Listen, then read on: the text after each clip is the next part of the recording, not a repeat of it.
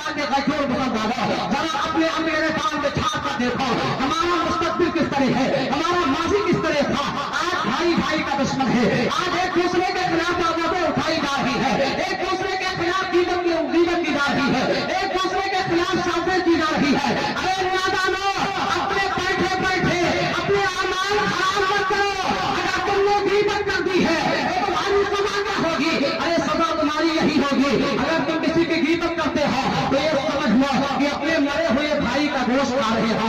اب مسلمانوں، اگر آپ کے سامنے ایک مردار جانور کا گوشت رکھا جائے تو آدمی اسے نہیں کھا رہا ہے، تو آپ غیبت کر کے اپنے مرے ہوئے بھائی کے گوشت کھانے کی تیاری کیوں کر رہے ہو؟ ذرا سنبھالو اور اس قرآن کے مطابق زندگی گزارو، شریعت مصطفیٰ کے مطابق زندگی گزارو۔ یہ قرآن اور حدیث ایسی ہے جو کالی کوٹھری میں بھی آپ کے کام آئیں گی۔ اللہ والا بھائی رحمت اللہ تعالیٰ علیہ فرماتے ہیں کہ میں جب قرآن پڑھنے لگا اور حدیث پڑھنے لگا، ہمیں 3 سوالات دکھائی دیے کہ کبھی کی کالی کوٹھری میں تم سے ایک سوال ہوگا کہ تمہارا خدا کون ہے اور تمہارا دین کیا ہے اور تمہارا متعلق رسول کائنات صلی اللہ علیہ وسلم کا چلنا ہوگا۔ جب آپ کے متعلق پوچھا جائے گا تو ان کے متعلق بتانا پڑے گا۔ تو ان تینوں سوالوں کے جواب کو ڈھونڈنے لگے تو یہ سوچنے لگے کہ آخر کالی کوٹھری میں اندر ہمیں اندھیرا ہی اندھیرا ملے گا تو روشنی کہاں سے آئے گی؟ وہ فرماتے ہیں میں نے کتابیں چھان ڈالی، میں نے کتابوں کی برکتانی کی ہے، احادیث و تجربہ کو پلٹ کے دیکھا ہے تو جواب تو نظر آیا ہے، مگر کالی کوٹھری کے اندر تاریخی مٹے تو کیسے مٹے؟ علامہ یا بھائی اس نتیجے پر پہنچتے ہیں کہ اگر سوالوں کا جواب چاہیے تو سوالوں کا جواب ہم نے اس نے مصطفیٰ میں پایا کہ اگر محبت مصطفیٰ جتنے ہی مستحکم ہوگی اتنی آسانی سے آپ جواب دے لو گے۔ لیکن روشنی کہاں سے آئے؟ تاریخی مٹے کیسے؟ تو ایک جواب آیا کہ اگر تاریخی مٹانا چاہتے ہو تو کثرت سے تم قرآن کی تلاوت کیا کرنا، قرآن کو پڑھا کرنا، کبھی بھی تاریخ کوٹھری ہماری۔ مسلمانوں، یہ قرآن بہت ہی بابرکت کتاب ہے، اپنے گھروں کے اندر سے سجا کر کپڑے سے ڈھک کر مت رکھو، اس کا دیکھنا بھی ثواب ہے، اس کا پڑھنا بھی ثواب ہے اور اس کو چھونا بھی ثواب ہے۔ ایک کتاب ہے جسے جتنی مرتبہ آپ پڑھیے اتنی ہی مرتبہ آپ کو لذت ملے گی، اتنی ہی مرتبہ آپ کو سرور ملے گا، آپ کے دل کو سکون اور قرار آئے گا۔ قرآن پڑھ کر اپنے دلوں کو سکون دینے والا کبھی بھی زندگی نہیں گزارا کرتا ہے۔ آج دنیا کے اندر جو بھی پریشان ہے وہ قرآن سے دوری بنائے ہوئے ہیں، احادیث سے دوری بنائے ہوئے ہیں، مسجدوں سے دوری بنائے ہوئے ہیں۔ آج یہ مسجد حرامی آواز دے رہی ہے ہمیں اور آپ کو آواز سنائی نہیں دیتی۔ ہمیں پہلے کا دور تھا حضرت فضائل کی نجات کو آوازیں آ جایا کرتی تھی، ارے تمہارے سدھرنے کا وقت کب آئے گا؟ آج کوئی بتانے والا نہیں ہے، خود اپنے اعمال کا محاسبہ کرو۔ وہ دنیا اور آخرت کی طرف بڑھانا چاہتے ہو تو آپ خود اپنا حساب کرو۔ مسلمانوں اگر اپنا حساب آپ نے نہ کیا تو نہ بھائی کام آئے گا، نہ بہن کام آئے گی، نہ رشتے داریاں کام آئیں گی، کوئی کام نہیں آئے گا۔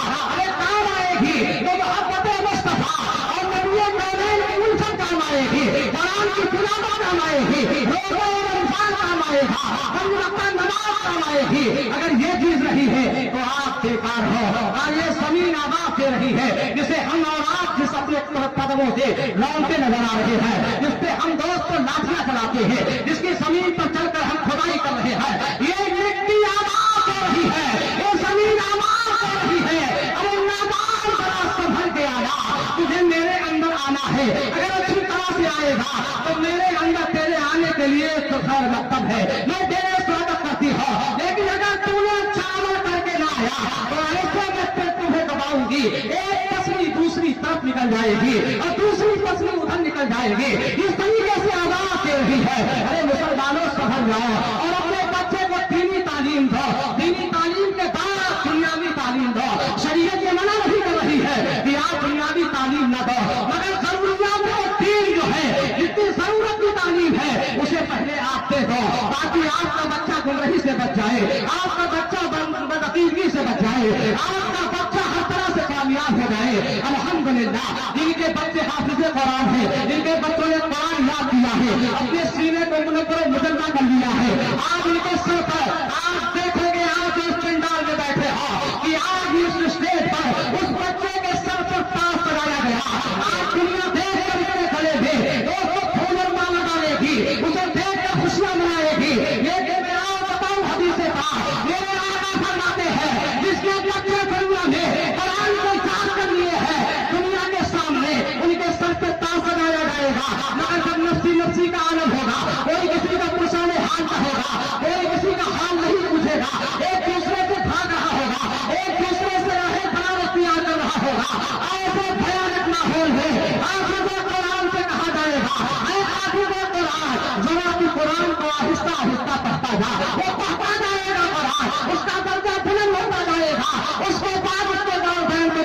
जाएगा।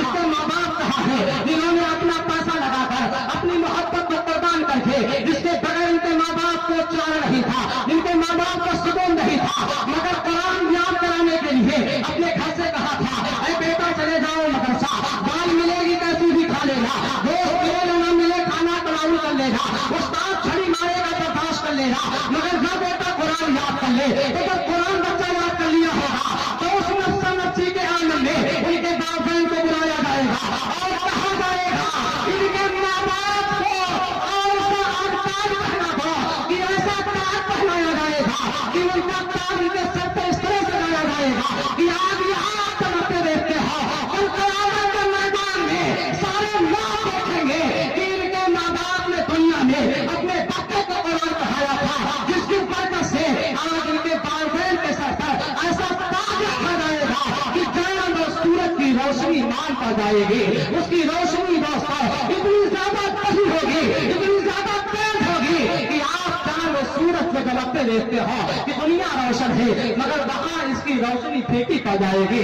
वो बड़े ही लायक मुबारक बाप हैं जिनके बच्चे हाफिज़े कुरान हुए, जिनके बच्चे आलिम कुरान हुए, जिनके बच्चे क़ारिए कुरान हुए, जिनके बच्चे आलिम दीन हुए, वो बड़े ही खुश नसीब है। मुसलमानों हदीस पाक में है, मेरे आका फरमाते हैं खैरुकुम मन तअल्लमल कुरान व अल्लमह, तुम लोग बेहतर कौन है जो कुरान सीखे और दूसरों को सिखाए। पता ये चला कि माँ बाप ने बच्चे को कुरान सिखाया है, अपने बच्चे को कुरान पढ़ने के लिए मदरसे में भेजा है, उस्ताद ने उसे अच्छी तरह से पढ़ाया सिखाया है। तो अब पता ये चला जो कुरान को पढ़ाता है, कुरान की तालीम देता है, वो भी बड़ा आला है, और जो कुरान को पढ़ रहा है वो भी बड़ा आला है। ए मुसलमानों, आप अपने बच्चों को कुरान की तालीम दीजिए और मदरसों से आप मोहब्बत रखिए, अपने रकम से, अपने जायज रकम से मदरसे को रोज़ो इफ्तिताह बख्शिए। यही आपके ईमान की हिफाजत का जरिया है। अगर ये मदरसे नहीं होंगे तो आपका ईमान बताने वाला कोई नहीं होगा, आपकी मस्जिद में इमामत करने वाला कोई नहीं होगा।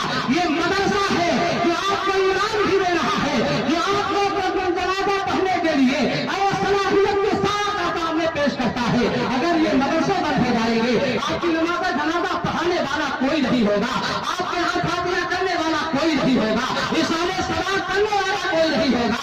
अगर भलाई चाहते हो तो अपने मदरसे की हिफाजत करो और अपने बच्चों को हाफिज़े कुरान भी बनाओ। उसके बाद दीनी तालीम के बाद आप दुनियावी तालीम भी दो, शरीयत इजाजत नहीं देती, मगर बदअकीदों से अपने ईमान की हिफाजत करो। अगर ईमान महफूज रहा तो इंशाअल्लाह दुनिया भी बेहतर होगी और आखिरत भी बेहतर होगी। अल्लाह की बारगाह में दुआ है कि मौला हम सबको सिराते मुस्तकीम पर गामर फरमाए।